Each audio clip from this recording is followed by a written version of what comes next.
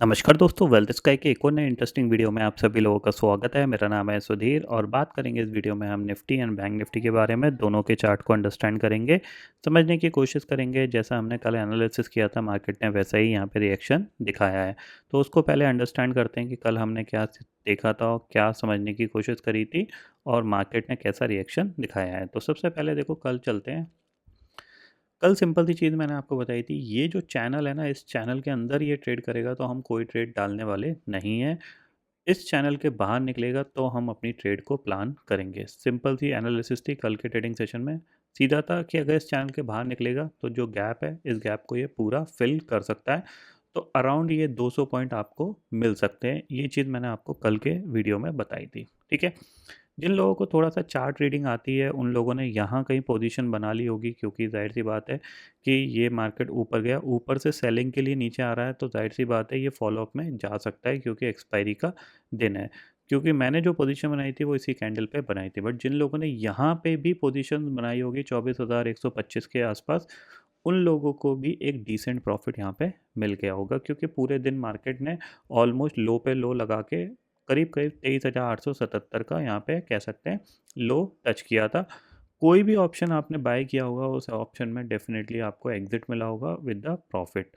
नहीं भी मिला होगा तो कोई दिक्कत की बात नहीं है, बट एनालिसिस समझते रहिए, मार्केट का डायरेक्शन समझते रहिए, किस तरीके से मार्केट यहाँ पे ट्रेड करता है, ठीक है। सेम चीज़ बैंक निफ्टी थी आपका। बैंक निफ्टी ने यहाँ पे जो ऊपर का, जो मैंने आपको 3 दिन पहले एनालिसिस जो बताया था कि ये ऊपर की तरफ आपके स्टॉप लॉस ट्रिगर कर सकता है ऊपर से, फिर उसके बाद सेलिंग के लिए नीचे आ सकता है। तो ये चीज़ मैंने आपको अराउंड इस दिन के एनालिसिस पे बताया था, जिस दिन ये 52,000 के ऊपर सस्टेन किया था। तो आज एग्जैक्टली वैसा हुआ यहाँ पे। इवन जो 1 मिनट का हाई और लो का सेटअप फॉलो करते हैं उनको ज़्यादा कुछ सोचने की ज़रूरत नहीं पड़ी होगी। परफेक्टली सेटअप बना, ऊपर से रेड कैंडल पे शॉर्ट हुआ और पूरा यहाँ पे डे लो का टारगेट मिल गया। बिकॉज ये फ़्लो अच्छा था तो इस फ्लो के अंदर ही निफ्टी पूरा गिर गया था।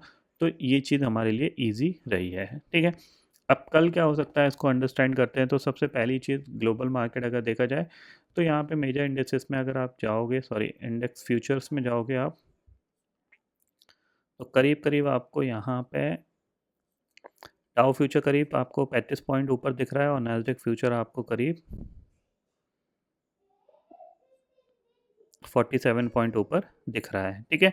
तो ग्लोबल मार्केट्स कह सकते हैं कि स्टेबल है यहाँ पे, और हमारे मार्केट में बिकॉज ऑफ गैप की वजह से, ये जो गैप अप हुआ था, ये गैप की वजह से सेलिंग देखने को मिली थी। क्योंकि गैप ज़्यादा दिन तक सस्टेन नहीं करते हैं, वो ईजिली यहाँ पे फिल हो जाते हैं, ठीक है। इतना आपको क्लियरली समझ में आया। अब बात करते हैं कल क्या हो सकता है। तो देखो सिंपल ही चीज़ है, ऑप्शन चेन डाटा में तो कुछ ऐसा इंपॉर्टेंट है नहीं, ठीक है ना। कल सेंसेक्स की एक्सपायरी होने वाली है, तो सिंपल ही चीज़ ये है कि ऑलरेडी आज एक मोमेंटम हो चुका है, ठीक है। ऑलरेडी आज एक मोमेंटम हो चुका है।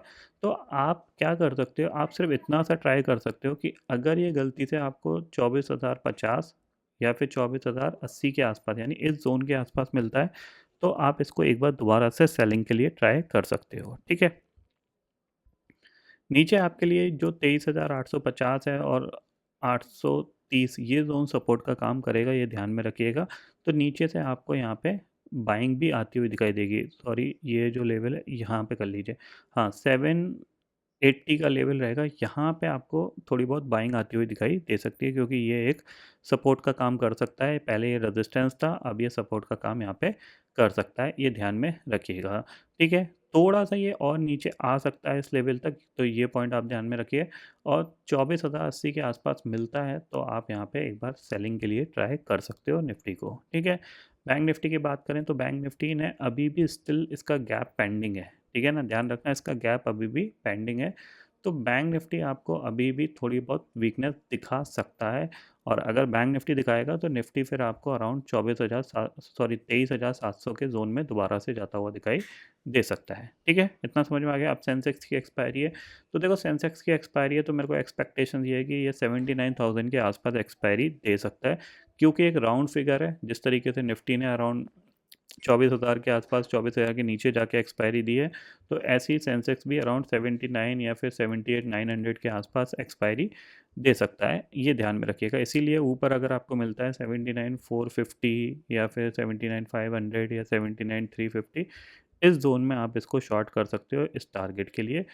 तो मेरा जो एक्सपेक्टेशंस है वो 79,000 की एक्सपायरी का है, ये ध्यान में रखिएगा। बट एग्जैक्टली इधर ही होगी इसका कोई अंदाज़ा नहीं है, क्योंकि अगर आप ऑप्शन चेन डाटा देखोगे सेंसेक्स का, तो यहाँ पे देखो 79,000 की कॉल और पुट की वैल्यू देखो। अराउंड अगर मैं इसको राउंड फिगर भी करने की कोशिश करूँ तो 400 प्लस 200 करीब करीब 650 पॉइंट का प्रीमियम है। 650 पॉइंट का प्रीमियम का मतलब जानते हो? 650 पॉइंट के प्रीमियम का मतलब ये हो गया कि इसकी जो रेंज हो गई वो अराउंड ऊपर हो गई आपकी रेजिस्टेंस वाली 79,650 के आसपास, और नीचे हो गई आपकी 78,500। ये रेंज है, तो इस रेंज के अंदर ये कहीं एक्सपायरी देगा। बट नॉर्मली क्या होता है, राउंड फिगर के आसपास एक्सपायरी होने की कोशिश होती है। तो वो चीज़ आप थोड़ा सा यहाँ पे ध्यान में रखिएगा, ठीक है। बाकी ग्लोबल मार्केट की बात मैंने आपको बताई दी है यहाँ पे। तो आई होप दोस्तों ये पर्टिकुलर डाटा आपको समझ में आ गया होगा। दोस्तों फिलहाल इस वीडियो में इतना ही है। आई होप ये वीडियो आपको पसंद आएगा। वीडियो पसंद आता है तो लाइक और शेयर ज़रूर करिएगा, और चैनल को जो सब्सक्राइब कर लीजिए, क्योंकि मैं सुधीर लेके आता रहूँगा हर दिन आपके नए नए वीडियो। इसी के साथ शुक्रिया दोस्तों। जय हिंद।